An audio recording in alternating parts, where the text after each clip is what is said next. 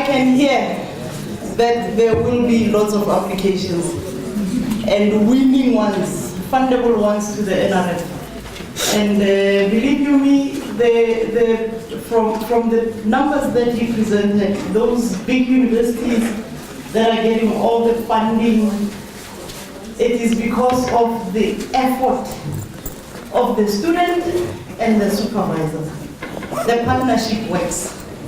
If we don't have this partnership, we will continue to start an application that does not see its day at the NRF.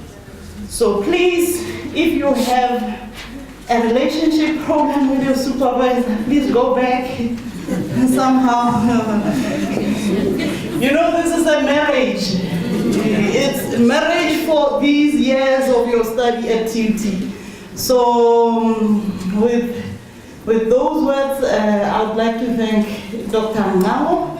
I just never get it right. Bear with me.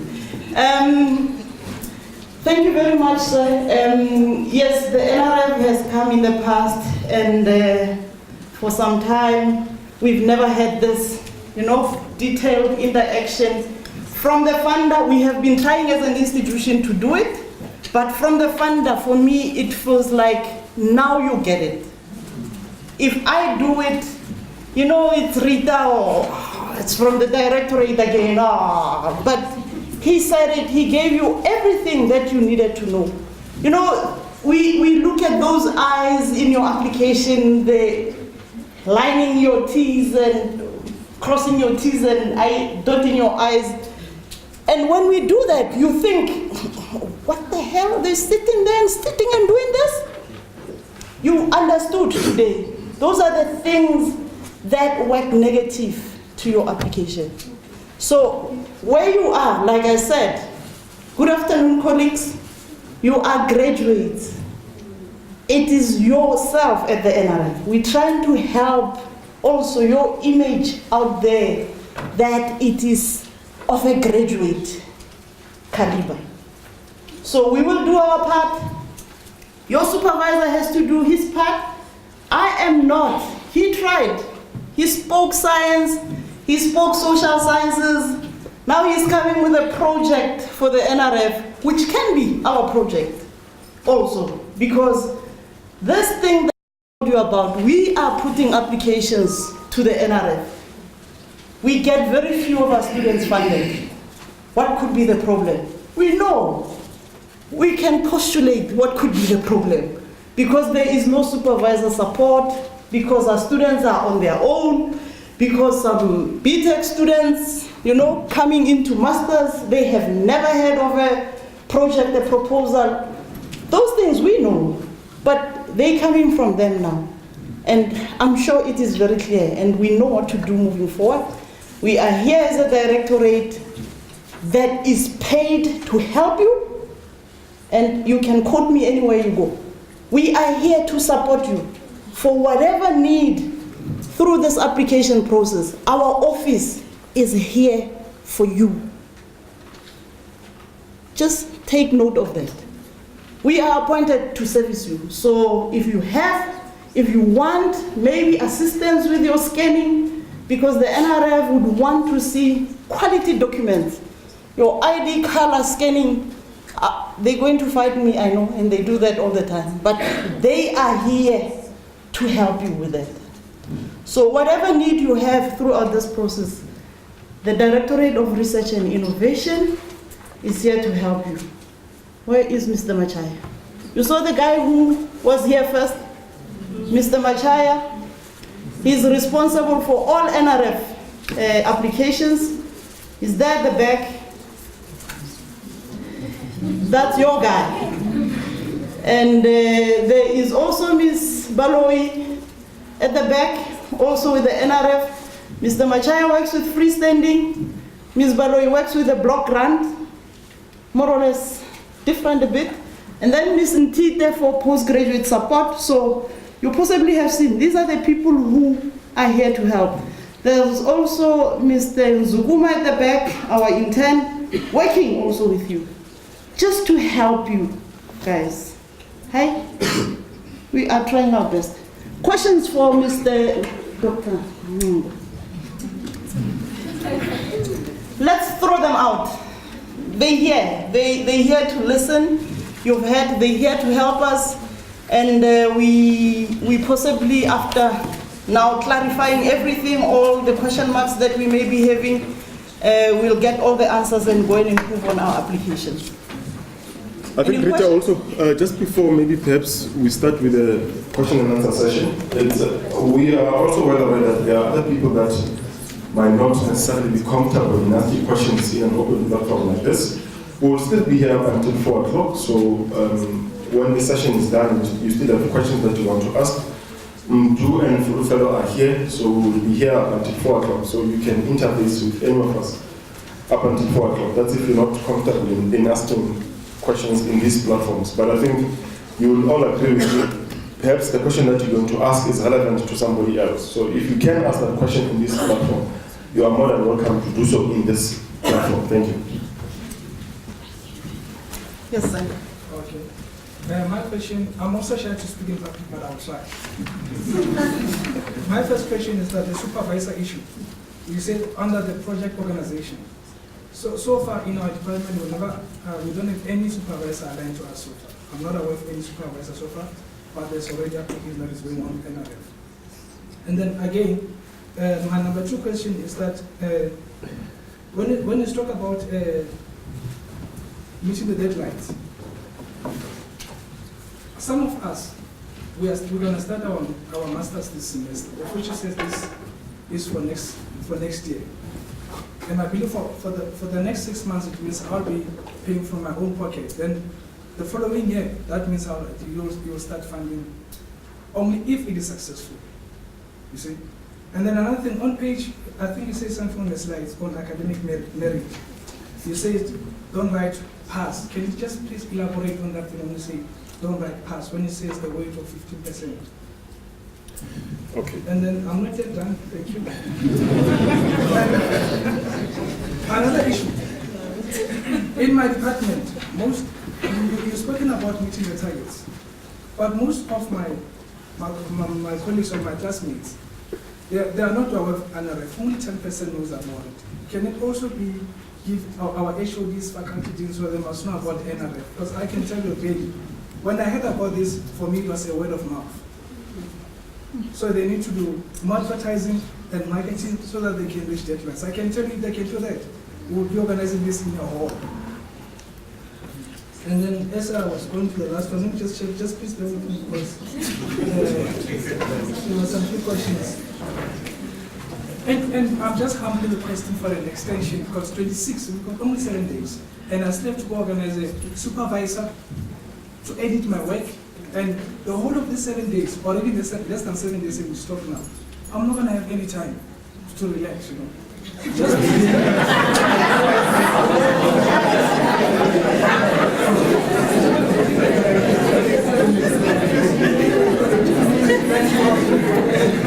last but not least, I will ask this for questions. Sure. I think let me just deal with the last question of extension. Unfortunately, we're not going to be able to extend the deadline. I think, Rita, you'll also be aware of this. What we did this year, towards the end of last year, was a rush job. To an extent that some students received their award letters very late. Now, we are trying to manage that process. When the application closes now, in July, we want to take these applications for review. They will first start at screening in August, and then go for a review in September and October. And then in November, we want to start with the awarding stage. And we want at least by December to start sending out award letters, so that when students come next year, they can just submit their proof of registration, and by January, February, they can then start receiving their money, instead of getting their money very late in the year. So this is the reason why that extension will not allow it. And remember, we're not only talking about you as an individual, but we're receiving about more than 8,000 applications. So it's not just one person. So if we extend this, it's going to affect the whole chain. Now, back to the first question. You don't have supervisors in your department and you have to still complete this application. In cases like that, one thing that we have picked up is that there are other universities where when you get accepted for a PhD or for a master's, you are not assigned a supervisor there and there. So it will only happen that maybe 6 months of you in that department you'll be assigned a supervisor. Where we need the supervisor section there, you can simply just write down the details of your HOD. So your HOD will be the one who will get that email and he will write something on your behalf. So we can deal with that one like that. And then on the question of the pass comment, what I mean there is that, like I said, if you say, for instance, as an example, I'm not saying this is what is happening at the NRF, but if you get an 85% mark and say your honors was 85% mark, that 85% will be scored higher compared to when you get a 50, for instance. 50 will be scored, say, 2 or a 1, but 85 will be given a full score. Let's say, for instance, you are that A student, 85% student, but you decide to write a pass on the NRF website. It simply means that you are robbing yourself of that higher mark. So it's best if you write the actual mark, not a pass. Because when you write a pass, we're going to give you a default score. And that default score is a very low score. And the other one is the NRF marketing. I think this is something that talks to the NRF and Rita. And I think these discussions will be ongoing wherever they. So this NRF marketing is something that we are aware of. Not many students know about the NRF and all of those things. And then your question of the deadline, I did not quite get that when you're talking about the deadline for. The address is the first answer we give. Oh, the one of the deadline? Yes. Oh, okay. No, thank you. Yes, ma'am? Thank you very much for the lovely presentation. My question goes to what you were presenting on how to fill in the form, where there is the scientific merits of the proposal. Now, I've filled in the form before and it was quite easy. But when you go back to on the doctoral side, they say the novelty scientific contribution to new knowledge. Does that need to be aligned to the literature? Because I feel like if I am to explain to you the novelty of my project, I need to also explain that this is what's been done and this is what I'm going to do. Sure.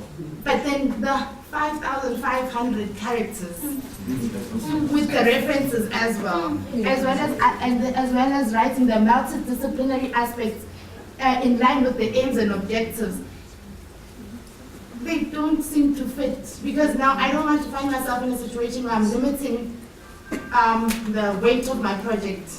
Sure. Because of the characters. Sure. Let me. One of the things that we have to be aware of, our reviewers are very busy people.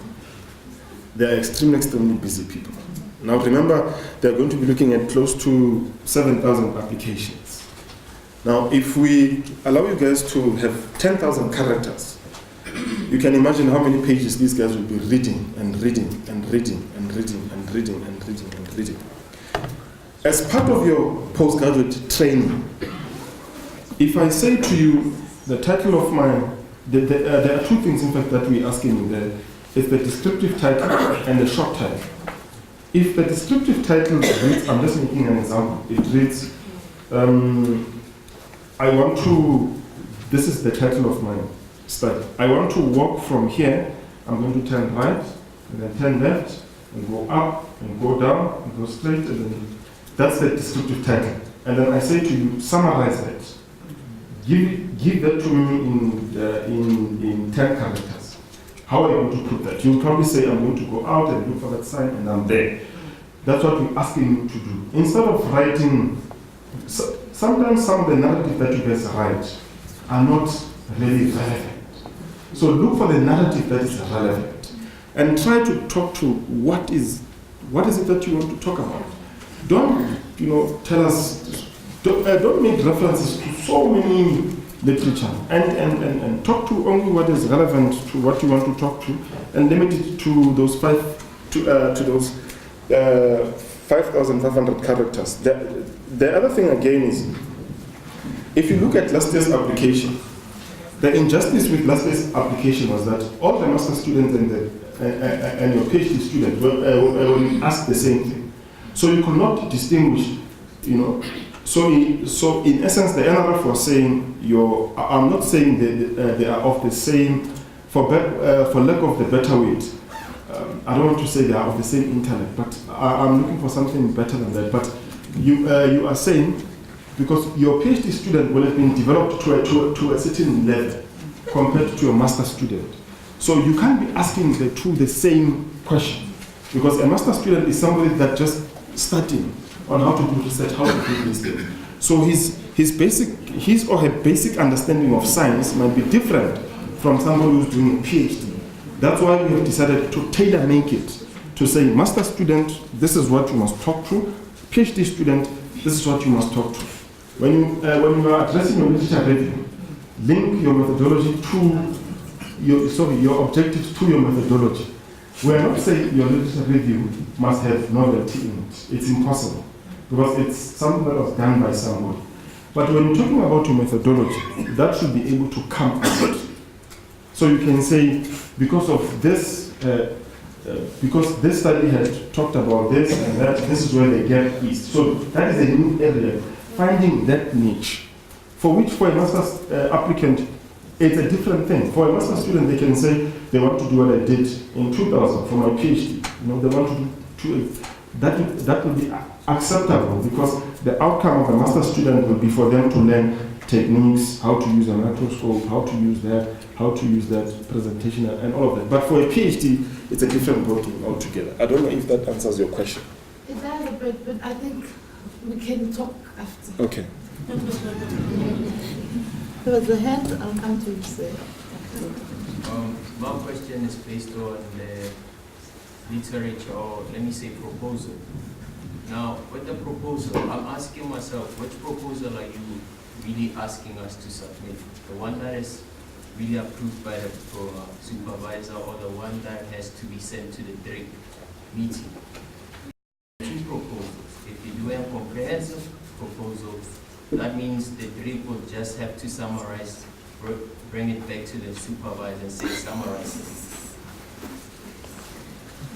I think I'm getting confused. You're talking about, I think Rita perhaps can just shed light, and then I will take it from what she has to say.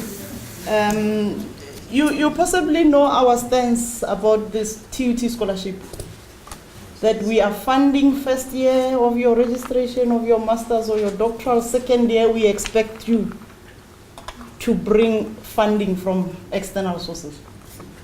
And this idea was based on, one, at first year, our students are not ready to can write a winning proposal to the funder. During your first year, that's the time you have to submit a proposal to the university that is approved. For us, it helps because you already have a proposal that you can now populate in the NRF application for you to can get the scholarship. Because remember again, with the NRF, you write a proposal now in the scholarship, you submit it to the NRF, NRF gives you money for a scholarship, and then you change your proposal. The work changes because you are not succeeding in achieving your objectives. You go somewhere else. Most of the time, we don't even inform the NRF. We have to go back to the funder and alert the funder of the changes that are now in the proposal. Because proposal X was funded, now proposal Y is graduating. That's a problem. The NRF knows you to, all those social impact and your impact, economic and what, they know you to come up with something like that. They expect you to come up with something like that. Now you're changing and you're coming up with nothing. And they have funded you. It's a problem. So your proposal that goes to your supervisor, it's possibly when you come in as a student and you don't know what to do, you're thinking you can possibly come up with a proposal, you have questions that you want to address, You walk in and then you find the supervisor sitting in the chemistry department who has her own proposals, projects that she wants to achieve. Because she's got the funding and she's got the muscles and she can tell you what to do. So possibly yours that will come in is not even going to be seen next day. She has hers that she will tell you, this is what I am doing and this is what I want you to do. And if you don't want to work with me on this, sorry, go next door. You see? So it's about the one that literally goes to your Drake, because the one that goes to Drake, if it is approved, then it goes to faculty and then it goes to the university. So that's the same thing that we are talking about. When the NRF says student X at TUT graduated and she was funded, it has to be the same project. This project was approved by TUT, it went through ethics, it went through that, and then it went to the NRF for funding. When you graduate, we're supposed to be saying to the NRF, your student who registered this project has now graduated. You understand? And now what's going even to kill you? I don't know if you know anything about the OKIP thing. It's your unique identifier. It is now a compliance issue that our students and our researchers have a unique identification code. Because your proposal will have that. When we talk about you with your unique identifier, NRF will be able to pull you from beginning of the funding up until the end. And we expect to have the same proposal throughout. So it's the university approved proposal. For now, but we know, as the question was asked earlier, that there are students who don't have supervisors. And I'm sure the NRF will also consider that a problem, especially for our currently registered BTECs who will be doing their masters next year. Yeah, I think Rita, perhaps let me just talk to that one. The question of your honors or your BTEC student, it's one of the disturbing trends. There is a difference of the supervisor not being there, physically not being there. And we have a question of your honor students. This is what all the honor students are saying. I'm currently doing my honors now. You want me to fill in this application. I don't have a research idea. I don't have a proposal. I don't have this. I don't have that. Some of them even go to an extent of saying, next year I'm going to leave TUT. I'm going to VETS. I'm going to UCT. I'm going to Free State. I'm going to all over the show. Guys, let me give you a free advice. If you are an honors or BTEC student, well, you want to do your masters next year. The first thing that you have to do, you have to ask yourself, do I want to do masters? If the answer is yes, what do I want to do? I want to do plastic chemistry. Okay, is there somebody doing plastic chemistry in TUT? Yes, it's Professor X. You either go to Professor X or you send Professor X an email. You ask him, I'm interested in doing my master's next year with you. Do you have space for me in your lab? And do you have research money that I can do? He will respond. If he wants students, he will say, yes, I do have space in my lab, so if you're interested, you can come in and join. But unfortunately, I do not have research funding to fund your master's. Then you can say to him, the NRF call is currently open. I need a research proposal for me to submit and to write something. So that discussion should be happening. You should take control. Guys, you must, I always say this all the time. You need to take control of your own life, of your own future, as either a researcher, a student, and all of these things. You can't just sit there and hope that Rita will say, there is Professor X, there is Supervisor Banban, go meet these people. You have to go and network. Part of you becoming a researcher, you go to conferences, you're going to meet strangers. You must start a conversation with these people. So this is part of that journey. Go talk to Professor S. Do you have students? Are you able to take anyone? This thing of the NRF is open. Give me something. They will give you something. They'll say, this is the project that I have. Please go align it to what the NRF wants. So this is how you deal with it. That one, Rita, it's a question of, in most cases, the supervisors are there. But then your BTEC and your honor students, then they tend to say, But you can't expect us to fill in the NRF application because we don't have a project, we don't have a supervisor. The NRF is not expecting you to have those things when you apply. You can just indicate that this is the proposed project, this is the proposed mentor. If those things change when you get the funding, you can come back to the NRF. We will say, please submit a revised proposal and give us the name of your supervisor. We'll consider those things and then we'll see if we cannot fund you. So the question of a supervisor being there or not being there, in most cases, it's the proactiveness of your honors and your BTech student that is lacking in identifying those people, because those people are there. It's just that they are sitting, idling, and doing all of these other things that they do. So those people are there. What was the hand? Yes, sir. I think the only question from me is to add with her is that 5,500 characters of your literature review, especially in doctoral and masterate. I think my question will be, isn't there already a text box separating your reference list from that 5,500 words? So then you can literally speak about the 5,500 words and add a big reference list maybe. I don't even get that. Yeah, for sure. But let's talk. If you have a 100 references, Yeah. what is it? What is it going to help us with? Yeah. It's not going to help us with anything. Cite only the appropriate and relevant literature that needs to be cited. And there are many ways of citing references. Instead of perhaps what I did there, it's an oversight. You can just say Nambo et al. And then the title of the journal and the name of the journal, abbreviate, and the volume. So there are many ways of trying to get around references. So you can visit the different publications and then see how they reference and see how you can shorten it so that you can get all the characters.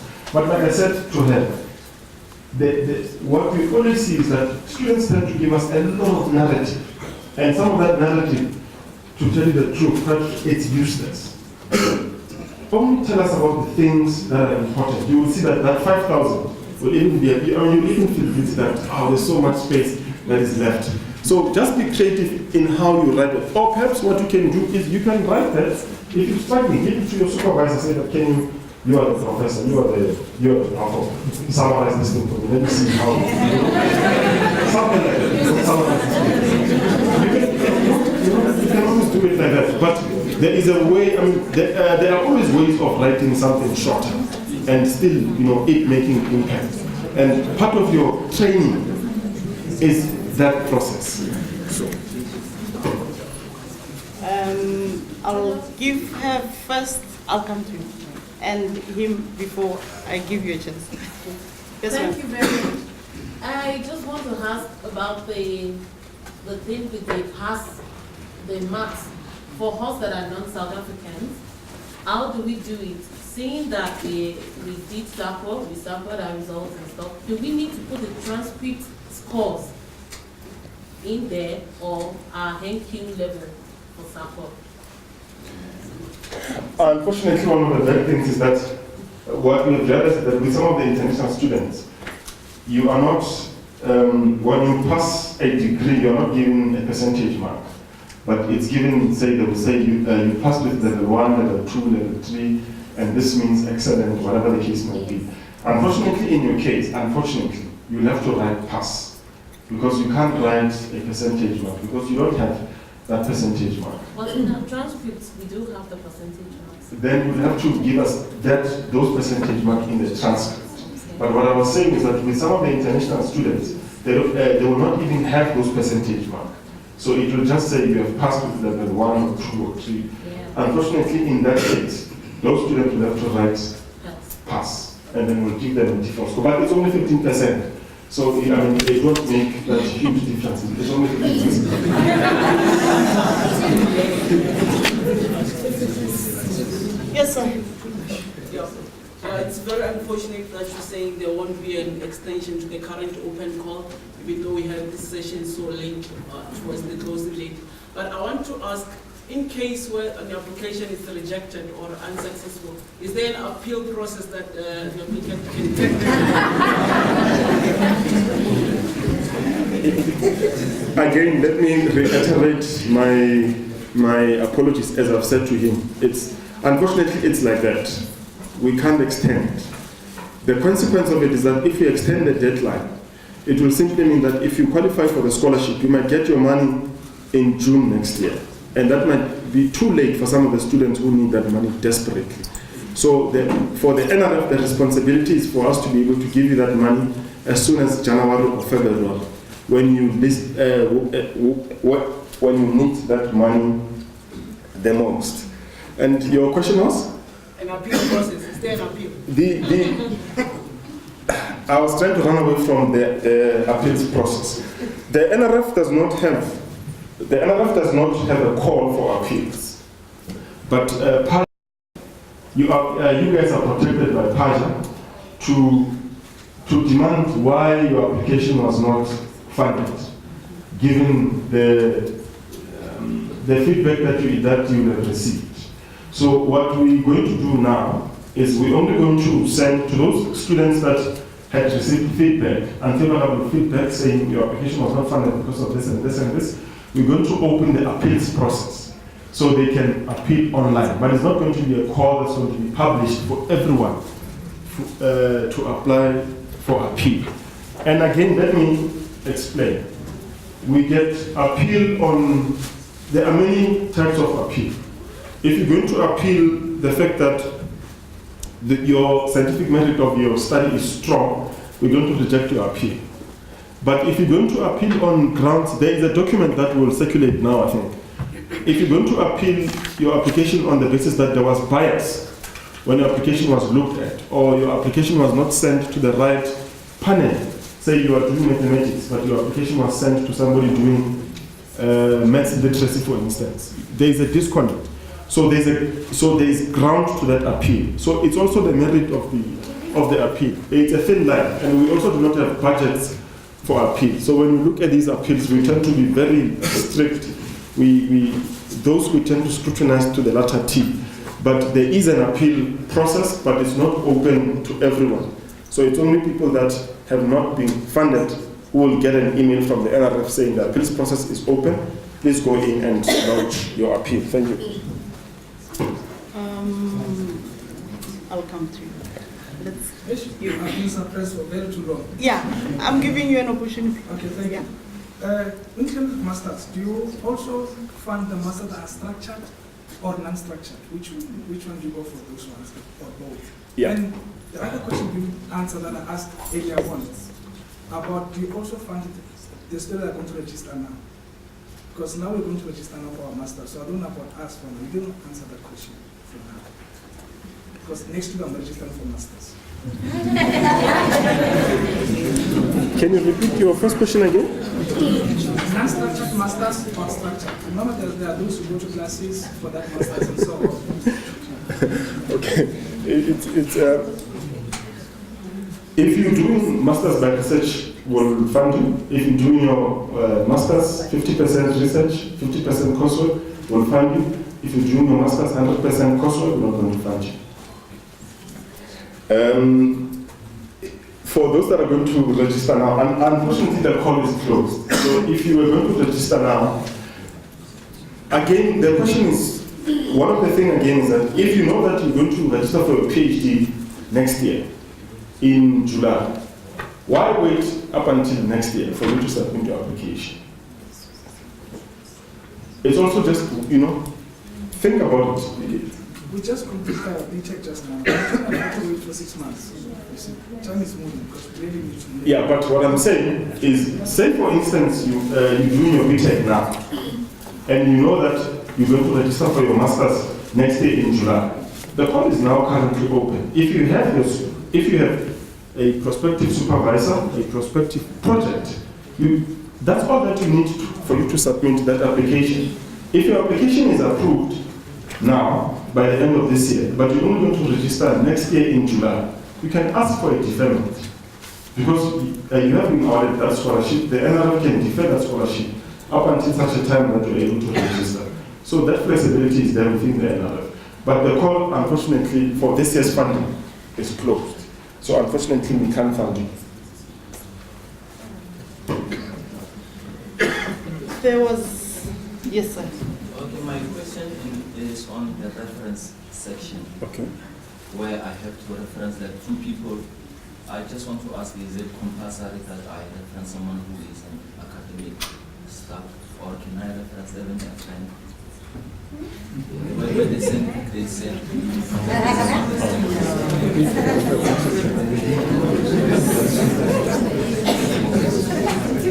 Good afternoon. With the reference, are you applying for master's or PhD? Master. Okay, for masters, we require you to provide two references. One should be your master supervisor, one should be an academic referee.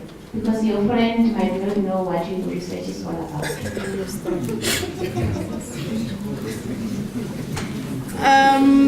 You'll notice it's 3:30, and according to today's program, I should be doing the closing.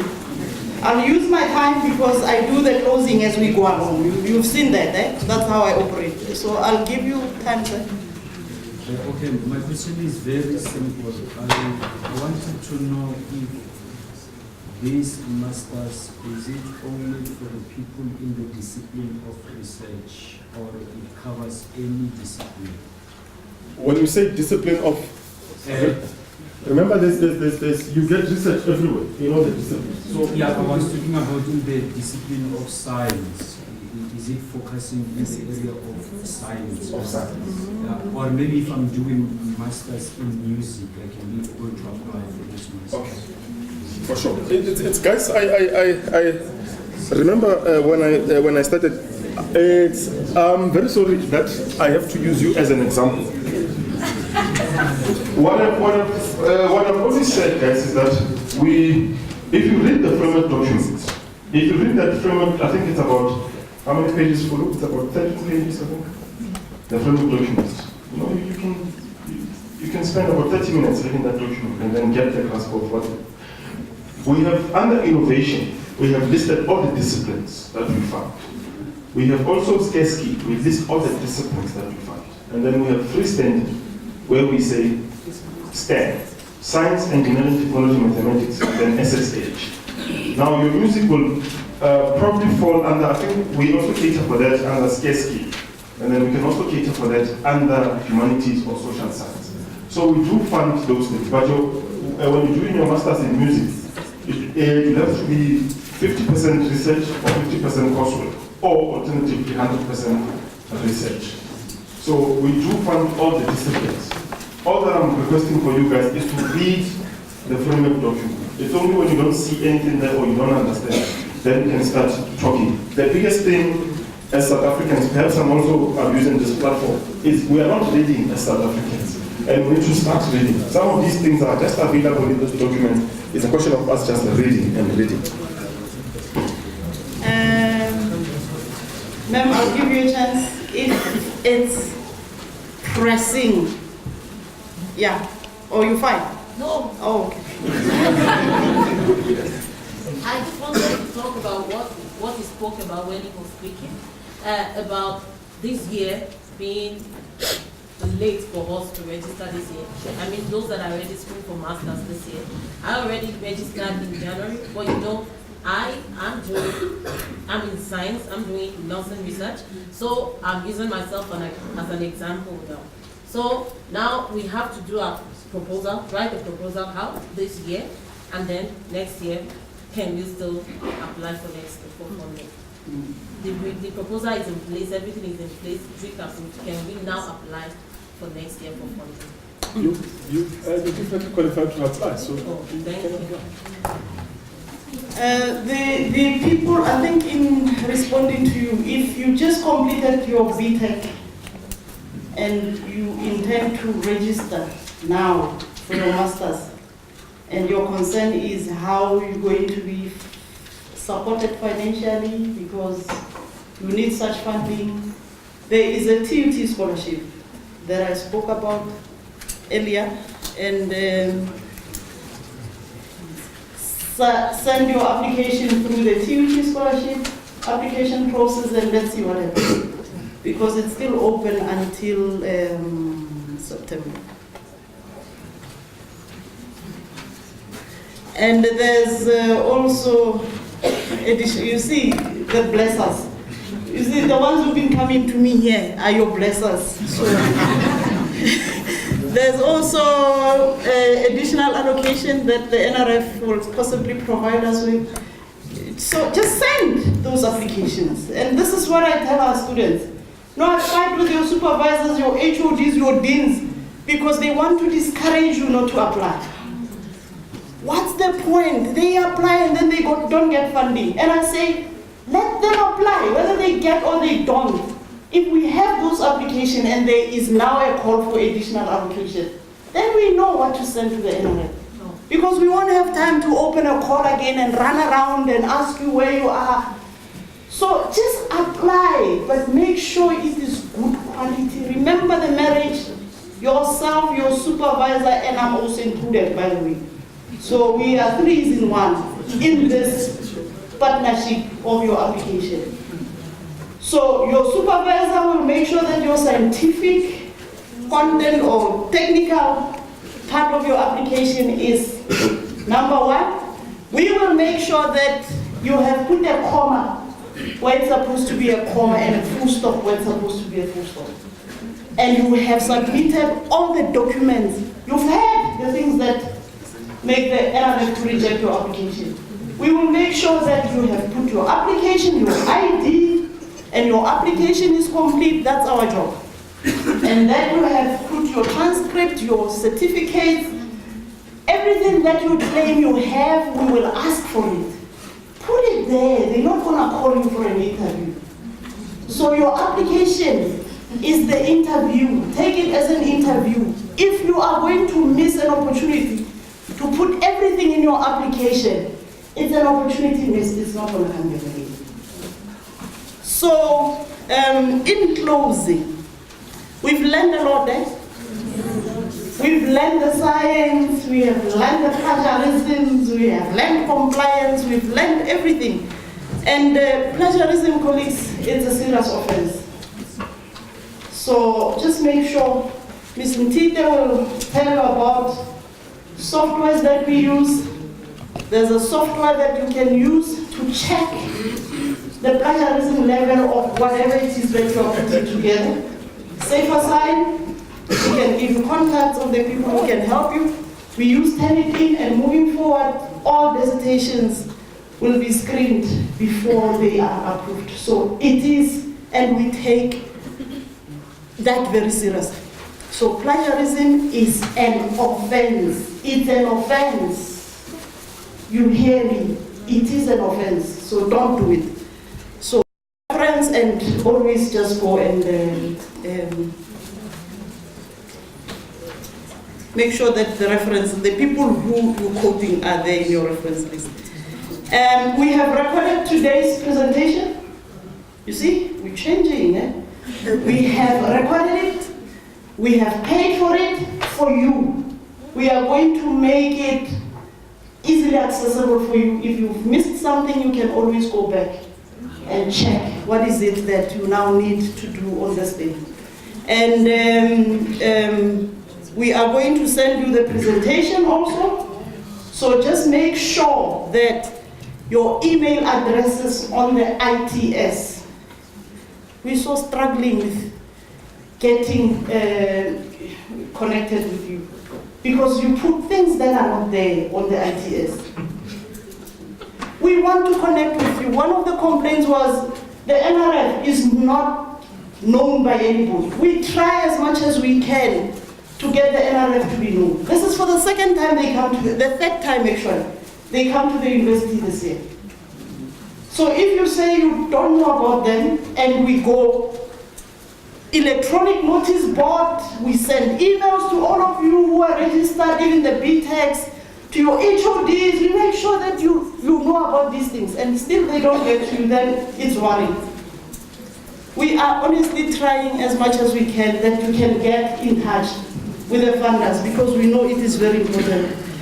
And I have to apologize for bringing you here. We normally hold this at Prestige, you know. It's big, it's comfortable. Some of our students were sitting uncomfortably there. Some of you were sleeping, possibly this is not the right venue for you to can come and listen to this. So I am very sorry that we brought you here. This was the only venue we could get for you to have at least a week to can sit on your application. And one of your blessers said, our closing date is the 26th, but he's giving you 2 more days to make sure that your application is better and will get the funding. So our closing date will then be the 29th. And the 28th. Unfortunately, the NRF one cannot change for weeks. And this is why and when I talk about our environment, I say this all the time. We are different from any environment in the university because we respond to deadlines out there.